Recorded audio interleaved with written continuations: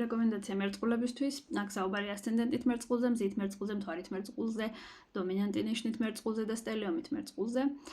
პირველ რიგში ის რაც სჭირდება მერწყულს არის სტრესის ნაკლებობა ცხოვრებაში, რაც უფრო მეც ნერვიულობს, მით უფრო მეტად პრობლემატურია მისი ცხოვრება, მით უფრო სუსტია ჯანმრთელობა. შესაბამისად, მერწყული მაქსიმალურად უნდა მოერიდოს სტრესს, ეს მისთვის ერთ-ერთი მნიშვნელოვანი პირობა არის ცხოვრებაში. აუცილებელია ვარჯიშები, აუცილებელია სახსრებზე ზრუნვა, შესაბამისად ეს გაჭიმვები, იოგა და მსგავსი სირბილი მათ შორის არის საკმაოდ ისეთი სასურველი მერწყულისთვის, აუცილებელია ბევრი ჰაერი, ხშირად უნდა იყოს ჰაერზე მერწყული.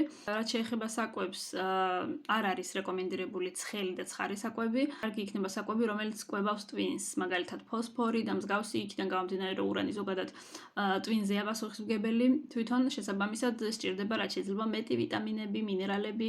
კარგი არის თევზეული, კარგი არის რძე, ხორცეული რეკომენდირებულია, თუმცა არა დიდი რაოდენობით.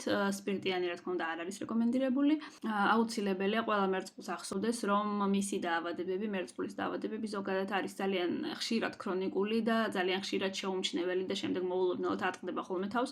ამიტომ აუცილებელია ჯანმრთელობაზე ზრუნვა. მიუხედავად იმისა, გაწუხებთ თქვენ რაიმე პრობლემა თუ არა, იმიტომ რომ დაავადებები მერწყულის შემთხვევაში ძალიან მოულოდნელად მოდის და რთულად დიაგნოსტირებადია და შესაბამისად ესე ვთქვათ, ჯობს წინასწარ თავი დაისხვიოთ და იკვებოთ ჯანსაღად და მოერიდოთ სტრესს.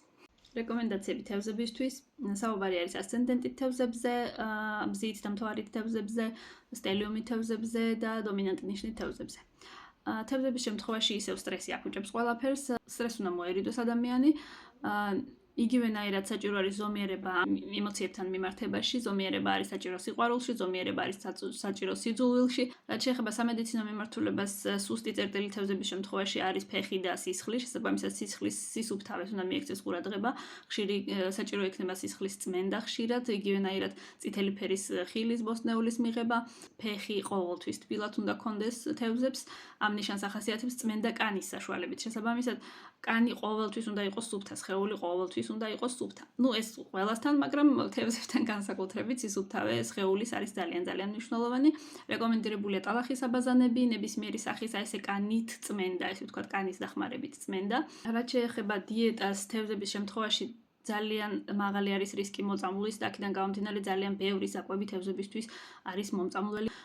უკეთესი იქნება თუ თევზი მიიღებს მარტივ კერძებს, არაფერი რთულად გასაკეთებელი, კერძი უნდა იყოს მარტივი, უნდა იყოს ახალი ინგრედიენტები, რაციონი უნდა იყოს ყოველთვის მცირე რაოდენობით, ბევრჯერ დღეში.